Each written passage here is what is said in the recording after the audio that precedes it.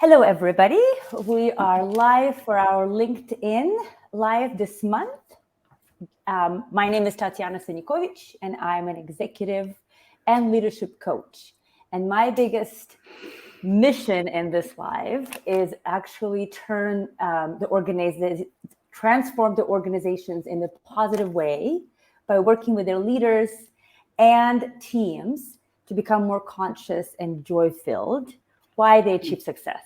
So I do that by different ways. LinkedIn Live with my colleagues is one of them, and I will introduce my colleagues in a minute. There's going to be a newsletter that comes out every month where actually this broadcast and this live will be embedded in this newsletter. And if you ever want to check it out, you can go to my website, or actually I post the newsletter on LinkedIn as well. So I'm really, really excited to welcome Rebecca Ward. And there's lots of titles to her, so I'm sure I'm going to miss something. But I'm going to try my best. And give me a 1 second, because I got it prompted up. And Rebecca Ward is a trauma educator and therapist. She's an author, speaker, and executive coach. The reason for this big topic this month has been the topic of fear that I've been exploring with all of you. And Rebecca wrote a book that's called The Paper Tiger Syndrome: How to Liberate Yourself from the Illusion of Fear, where she shares her personal tragedy to triumph story and wisdom from her own clients. So it was such a perfect collaboration for me for that topic of fear that I wanted to explore and have actually some practical understanding of fear and leadership and some tools for all of us. And so I invited Rebecca, and I'm going to give her a second here to also introduce herself if I missed anything else.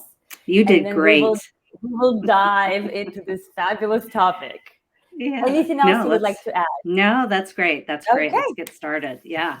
So we can get started. The first question I had for us is, where does fear come from, and when is it helpful or not helpful? So we can start with where it's come from, and then we can add to the helpful or not helpful piece. Yeah. So, well, we have what we call our fear reflexes. Our fear reflexes are the first reflexes that we get as human beings, and it gets developed in utero. So before we're even born, we have what we call our survival strategies: fight, flight, freeze. Those are our fear reflexes.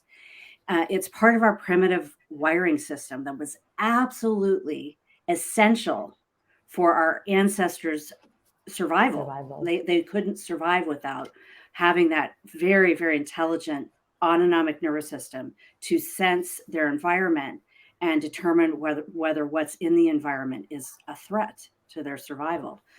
And what happens is the autonomic nervous system takes over for us, and in milliseconds. We don't even know that it's happening. But it's all an attempt to keep us safe. It was all an attempt to keep our ancestors safe. The trouble with our autonomic nervous system, the trouble with our fear, is that it's based on our ancestors' need for nearly constant assessment of the environment that they were in, scanning for real imminent threat, right? We don't have those. We don't have imminent threats nearly as much today. And so while fear is necessary, we do need those fear reflexes. We need to make conscious distinctions between a paper tiger, right? So false threats. As you started. Yes, exactly. Yes. Paper tigers are false threats, or a real tiger, a real threat, right? And that's how you can manage your nervous system, is to raise your awareness, your consciousness of how this nervous system functions and how it may be running you to some extent, how fear may be running you. And if you don't think fear is running you, that's normal. People don't, they're not conscious of how much that may be affecting us. But if you look at human history to see how many wars, conflicts, human life lost because of fear. So I'd argue, or started, absolutely, exactly, because it was started on the other side, exactly. Yeah. I would argue that fear is our real pandemic, and it's been with us throughout our entire evolution. So that's ultimately where it comes from. And it is helpful when fear is needed, when we need that autonomic nervous system to kick in and decide for us, fight, flight, or freeze. There are situations, in fact, in this country, it is not something that's way far away for a lot of people of color, for example, Mhm. have a higher sensitivity to threat. And that can cause long term health issues for anybody who has a It's dysregulated nervous generational, system, absolutely. and intergenerational. Yeah, we Yeah. pass it down. That's right. Hmm. Anything else you want to add, Tatiana? I really appreciate Yeah. you be really clear about the fight, the fight, freeze, or why am I And not flight. fight flight? Yeah, or Hmm. freeze. Yeah. And the part about helpful or not helpful for me, because I thought about this question as well, is that what's helpful for one person is not helpful for another, That's right? right. So That for you some, very good point. as Yes. we continue in this conversation, kind of how do we navigate? Because our life is our life, and as much as we don't try not to compartmentalize things, people sometimes do. They're like, well, I go to work and I'm like this, and I'm at home, and it's like, Yeah. it permeates everything. Yes, it does. However, how one person uh, with how one person reacts or responds to Hmm. fear, uh, Yes. and their behavior can be Yeah. absolutely different than others. And we'll go into a couple of those questions later. And I think that's something that I wanted to just highlight is just because somebody says, oh, this is helpful to me when I Hmm. feel afraid or something, this is what I do. And another person, excuse me, that's me being very expressive with my hands. And another person be like, well, that's not how I function. It's exactly, somebody fights, for example, and somebody freezes, and there's a totally opposite responses Hmm. to fear. Yeah. But it's also Yes. what you brought up is that, yes, on one hand, it's normal for the survival Hmm. of our species. But Yes. these days, do we pause? Do we bring that awareness to go, how is this serving me? And first of all, do we have an awareness that, like, do I have an awareness that I'm afraid, that it's the fear that's coming up? Because I think working with clients, what I'm finding is a lot of times fear is masked. It's like the layers Yes. of the onion. It's Yes. under, it's like you got to dig under it. And so working with them and asking them questions, I mean, with experience, it's like I go, oh, let's just, I know where this is heading. But Yeah. overall, if if people haven't had experience to kind of get down to the fear versus all of these layers that we have, the coping mechanisms to cover it, Right. right? Whether it's actually Yeah. like perfectionism or whatever that is that Right. manifests to Yeah. go, There are, I don't want to feel that. right. Well, there are many faces and forms of Exactly. fear. Yeah. Many Exactly. And so faces and we're forms. gonna come, we kind of come in. I think Yeah. the second question is Hmm. that I wanted us to discuss was, and before I get there, is if you're watching, feel free to type a question, put in your response. We see them. So as we're talking, I can see them, so I can bring them up to our conversation, and then always feel free to add them later. So the question number 2 I had for us is, how does fear show up in the workplace, and what can people do to manage it? Because I think that's a lot Yeah. of times like, what do I do? But really, Yeah. how does it show up in your Yeah. experience? Yeah, So, well, many of us move. First of all, I have 25 years of experience working inside organizations. So there you go. I have firsthand experience knowing what it's like for so many people who've suffered from chronic stress, trauma from their Hmm. childhood, and all of that. So it's as you said, every nervous system, every person is different. But many of us move from one hierarchy to another. If you think about it, your family system is the first hierarchy that you join in life. Yep. And you Yep. move from that family system that has that hierarchy to an organizational system that also has hierarchy. And what happens is we unconsciously take those issues from childhood issues from the family system, and oftentimes place those same strategies, those same fears at work. If you think about, fears in the workplace, there are some examples I can give you, but think about this authority structures in both cases. Yeah. Moms and dads at the top, and individual contributors Siblings at the and all the bottom. Siblings, dysfunctionality of right? it. You're going to bring all your baggage in. So what happens? So what does that look like? Here are some examples of how fear can show up in the workplace. Terminal politeness. We're very, very polite to each other, right? There's underneath that is fear. I don't want to get canned. I don't want to get punished. I don't want to not get that promotion. We are afraid that if we're not polite to each other, if we say the wrong thing, if we are trying to appease other people, that's a survival strategy. There's actually a category called appease in the developmental trauma work. Not speaking up. If you grew up in a home where you were silenced to some extent, you're not going to probably speak up at work. It raises risk to the organization when people don't speak up. There's a cost. If we don't have good, healthy whistleblowers that know how to raise the flag, The issues. there's significant issues in systems, and we've seen that in the past. It's hit the news many times.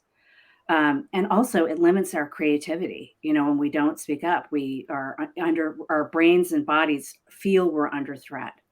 Staying quiet, staying out of the fray, quiet quitting. That was a thing for quite some time. And that's essentially the nervous system on the verge of shutdown. Burnout, that's complete shutdown. That's the nervous system completely shutting down. Unhealthy conflict, or we're conflict avoidant, one or the other. Chronic stress. So when the nervous system is constantly under the stress responses of fear, fight, flight, and freeze, the chances of you having health issues, the cost to the organization, as people become more and more unhealthy systems, you're going to see an increase in health issues. And the last is increased errors, mistakes. When a nervous system senses a threat, even if it's a false one, it's going to shut down your higher order thinking brain. And that's going to cause more errors, more mistakes, less innovation, less creativity. It's just not a healthy culture to be in. And that is more common than people realize. So you asked, how do you manage it? How do you manage fear? Well, the key is to learn a specific type of self-regulation of the nervous system. And it's a relationship between the brain and the body. And it's called interoception. So interoception is a mindfulness practice, but it's a specific one. And what it is developing a relationship with what we call your medial prefrontal cortex right here. In the East, it's called the third eye. It's the observing part of your brain. Yeah. And what we need to do is take that medial prefrontal cortex and practice connecting your awareness of what the body is feeling in the moment. Presence of mind is not a thing. Presence of body is. When we're in our bodies, when we feel sensation, we're present. The mind is hardly ever present. So we want to practice that awareness. And there are tools that you can use that are in my book. If we had time, I'd show you. But the interoception is the key to creating distinctions, to be able to make conscious choices about what's really happening. Do I need to actually shut down, stop talking, or is it important for me to lean into give myself more range to respond to different situations differently? No, that's beautiful. Thank you, Rebecca. We actually have Paul commenting, I think when you were going through some of how it manifests, right, in the workplace, which is very poignant. He says, low trust cultures fail a terribly slow death. That's right. I can't agree more. Right? And there's so many that exist still, right? And that's the part of the work that you and I do is that it's Yeah. still, I used to say like transform an organization, but now I'm like, so to the positive, like positively transforming the organizations, because they can transform in all kinds of ways, but that low trust, the things that you mentioned, actually, the avoiding conflict, right? Or not speaking up, or the quiet quitting, passive aggressive behavior, like as you were speaking, coming up.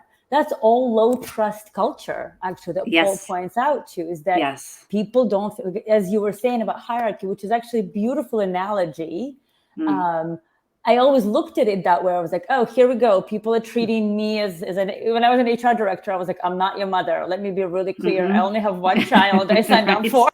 Yes. And you're not it. Yes. And so, but it's very, very, it's like, as you layer this analogy and like kind of visual for me, because I'm also like a visual learner. I go, oh, this is exactly that hierarchy of how we're in our families. It's exactly how it manifests in the workplace.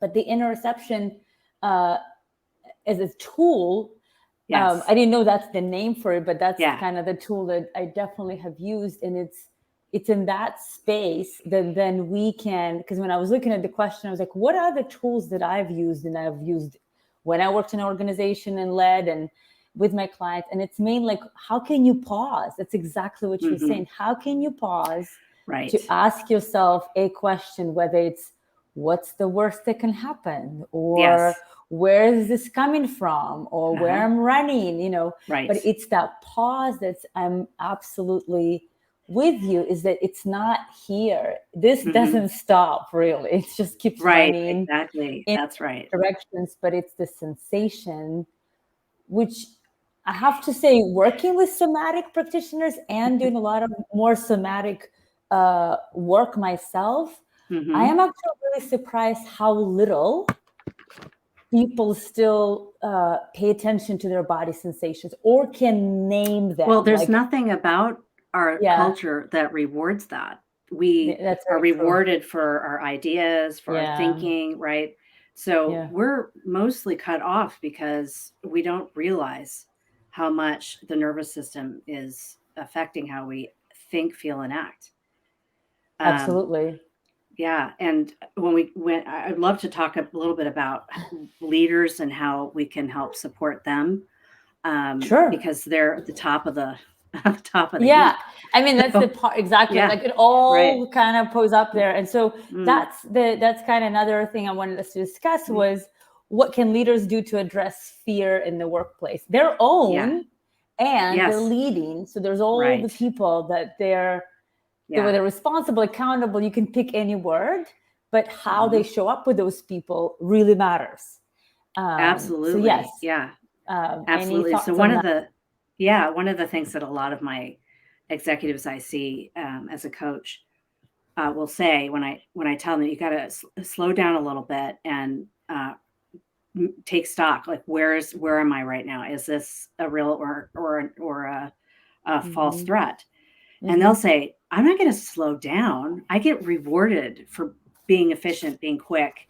That's not going to happen. I'm not going to slow down. That's what you're telling me. I need to slow down. And what I will say is, what you want to stay in is what we call peak performance. We've all heard those terms. Peak performance, right? Yeah, you want to stay in peak performance. Your body, your nervous system is not designed to constantly stay at that level, at that pace. What I'm saying is, you don't have to slow down completely, but take moments to walk away from your desk, to go take a walk, to exercise, to have a conversation with somebody. Get out of your office and walk around, connect with people, something that helps you get away from that constant state of stress. Because stress is basically what we experience when we're in some kind of false threat. That nervous system is a stress response, right? And then they'll start to get it. It's like, no, because if you don't, your body, which is not designed for our modern fast-paced world, is going to shut down. You're going to burn out. You're going to get reactive with people. You can't stay in this healthy, what we call window of resilience, where the system is operating at, ideal state. You can't stay in that sweet spot. You have to take a walk away when you start to notice signs that you might be going into some kind of stress response. Rapid heart rate, shallow breathing, um, Absolutely. dry mouth, Anxiety. things, Yeah. That kind of. anxiety, yeah, that sort of thing, moving quickly, talking quickly. Those are signs of a system that either is dysregulated or will be. So Very slowing shortly. down, being clearer, being a Mhm. compelling speaker, as you're speaking to people, it's very important to slow down your system, your nervous system. We ping off of each other. So if a leader feels he or she is under threat, that nervous system is under threat, that's contagious. Other nervous systems are going to Absolutely. pick up on that, right? But It's modeling. Yes. the same is true for a Yeah. regulated nervous system. Yeah. People feel that it's what we call co-regulation. Yeah. So we want more regulated nervous systems out there in the world. So they can co-regulate. I'm all That's with right. you. It's the part, as you said, go connect with people.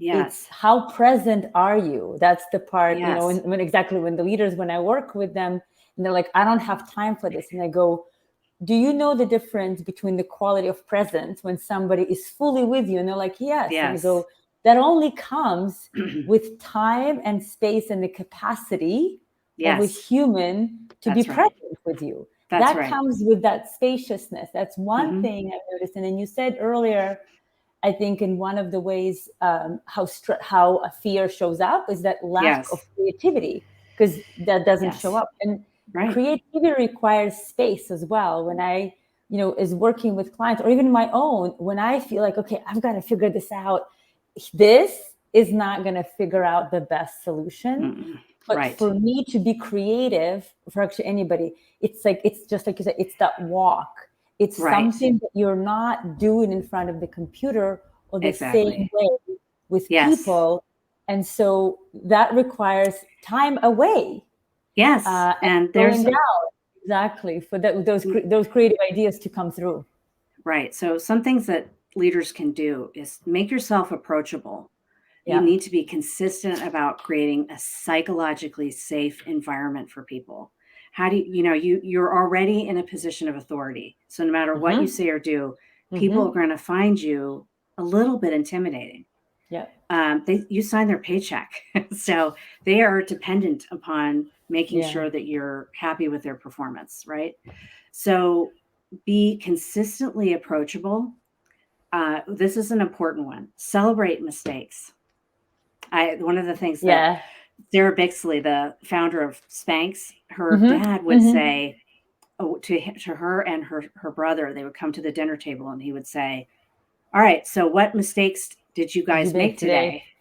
And they would say, if they said no, he would say, all right, tomorrow you need to try harder, because mistakes are how we learn. That's how innovation happens. We try and experiment and keep iterating on our thoughts, our ideas, right?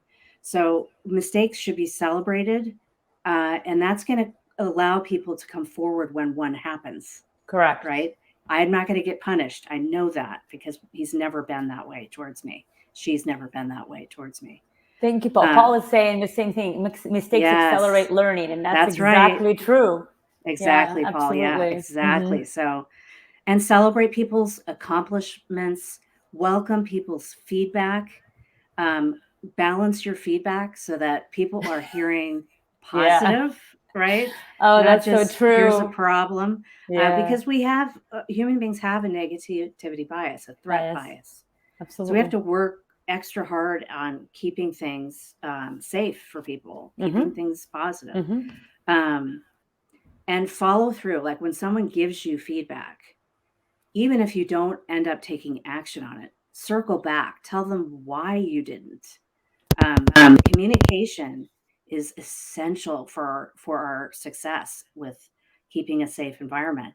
And communicate early and often, because what happens is when people don't hear from you, threat bias, right?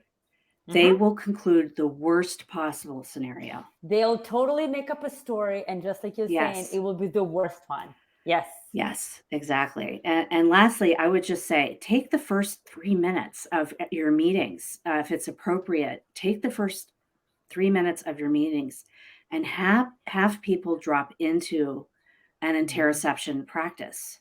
Close your eyes, Just hand on arrive. heart space and belly, and work with that tracking system. Just Mhm. track your breath from in breath through the nose, out breath through the mouth, nice long in breath, nice long out breath, and have people pay attention to what's going on side underneath their hands.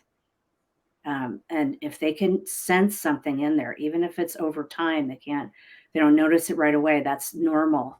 People aren't trained to notice what their bodies are feeling inside. So practicing that interoception, eventually people will say things like, "I can feel my heartbeat. I can feel my butt bones on the chair. I can feel my feet on Mhm. the ground. I can The feel the sit bones. support of the Yeah. chair."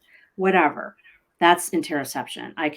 My awareness is down here in my chest. Awareness is in my body. And I would say that's beautiful. Thank you for just actually a Mm, little mm, practical tool. yeah. And I would say it's also cumulative. Because a lot of times I get from clients, it's the same thing. When I come to a session to work, we arrive together, and it's just 2 or 3 minutes.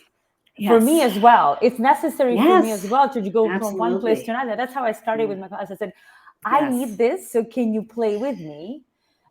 But it comes to, I've had a client say, like after second or third session, let's say, of having this kind of exercise, they Yes. said, I'm doing it every day. I don't fully see a huge difference, but I'm doing it. And I said, trust me, it's It'll get you there. cumulative. Yes, Exactly. exactly. It will, correct. Stress is cumulative. So Yes. if you're having repeated stress responses, okay, one on top of the other, what happens is we go into what's called allostatic load, where that So big. compression of that stress on the body eventually can cause things like heart attacks, high blood pressure, and Yeah. even things like cancer. I mean, Hmm. stress is the number one issue Most in toxic. It's the most most toxic, toxic. actually. Yeah, for In the our United States, bodies. 2/3 of all Americans have some underlying chronic health condition due to stress. Right. It's at least a component of it. And managing it. Yeah. Yes. So, So, that's definitely was the piece. It's like yeah, come back, and I think I wanted to also kind of highlight for the leaders is that you lead by example. Because that's I right. have this a lot of times, working particularly with the leader in the team, they're like, well, they don't want to do it. And when Yes. I was a leader, I Yeah. was like, I don't care. Like you're a leader of that team. However you approach it, whether you make yourself feeling like a fool at the moment, be like, we're gonna lead this thing, but it's like this is yours to own. You're leading this Yes. team, you're leading by example. Trust me, the third Yeah. time you bring it up, people are like, yep, that's what we're doing. And the And 10th time this happens, they'll be like, wait, we're not skipping the 3-minute arrival. And I'm like, right. oh, here we are now. There we go. So Well, I that's the think part. Yeah. the at least in the United States, I've heard many leaders say things like, "I don't want any of your personal life here. Oh my I don't want to God. hear it. This is not the place for that." It's There's separate. some truth to it. Yes. Yeah, Yes. like we want to stay in our roles when we're at work. Absolutely. But you can't and you don't want to leave Yes. out the person in this entirely because they can't. There's no way for us to do that. It's impossible. I So we mean, have to I work what with some of these exactly. things that are actually impacting the business. It's not just the individual. It's how productive, how high performing is the environment. So you want to think about it because it's going to affect your bottom line, if nothing And else. I was gonna Yeah, say the part of the high performing and productive, the yeah, more you have these moments when you can check in per se with yourself or lead that or create, Paul, as you mentioned, like actually high trust culture, right? The yes, psychological safety culture, the more productive and high performing you and your teams will be. I mean, there's plenty that's of right. research on that. It's Yeah. just, it's really hard for us humans. I was no exception before. Be like, Mhm. you want me to slow down, as you said, and kind of like really go introspective to make an external output greater. And Yeah. it's such a counterintuitive thing until you start practicing it and seeing the difference. So That's right. encourage you Mhm. all listening is actually try it for definitely not just for 3 times. So as you know, as we know about habits or anything, it's a good like 4-week cycle to even start Yes. with Yes. to do, and it doesn't need to be huge. Just like Rebecca is saying, it's 3 minutes. Come on, we all got 3 We minutes. have Only 3 minutes for what's the sure. priorities Yes. that we set out. So Well, I think it's more the just believing that that could actually change how people behave at work over time. yeah, But it's absolutely. astounding how much it can help just Make a create a difference. healthier culture. Totally Yeah. make a difference. Yeah. So as we kind Yeah. of wrap Yeah. this up to just make Yes. people to have, what Mhm. would be a couple of things that you would like just people to walk away with, Yeah. remember, reflect on? Remember that you have control over this. It's, unfortunately, I think Yes. we've we have difficulty with creating routines in our lives. Some of us do anyway. But taking up some kind of mindfulness practice, ideally one that includes this interoception practice, Hmm. is going to make a big difference. And if you're in a leadership role, all the more reason why you want to model this, because you want your team to be productive. You want to reduce you want to increase your retention rates, Hmm. create a healthy culture so that you see your company succeed. And so there's a lot of reasons, but I would say take up a practice, some kind of regulation, Mindfulness self-regulation. regulations practice. Yeah. Paul is Hmm. saying this is terrific. Paul is saying low trust will only get you compliance. Yes, Very true. that's right. And Yeah. actually a really spotty one too. Like it can get really kind of but high Yeah. And trust there's ways inspires to, innovation and excellence. So yeah. that's beautifully said. Yeah. And there are ways, trust dialogues that you can have with people that help increase trust Hmm. too. That's a Once whole they other, exactly, but they want to yeah. want that change. I think for me is the Yeah. reminder. Uh, we all have nervous systems that, just like you said, is that it's ours to learn how to Yes. regulate and understand. So for Yeah. every leader or anybody working with people, or whether people are in your kind of realm of influence, to be quite honest, is that Hmm. learn thyself and how you regulate. How do you come across when Hmm. your nervous system is dysregulated?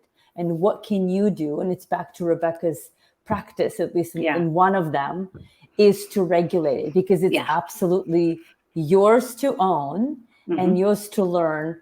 And the one other thing for any leader that's always said, you can, just like as parenting, is that you could say all you want, but until you model the behavior, it's not do as I say, Right. it's really do as I do in a sense. So model, remember that leading Hmm. by example can actually speak a lot louder than talking about things Yes. and not doing that at all. So And that's even one big thing. Yeah. I'll just say that Mm-hmm. that leaders are not immune to bringing in their own trauma from childhood. Like They're every human human beings. being, yeah, every human being has some kind of developmental trauma that's tied to fear. So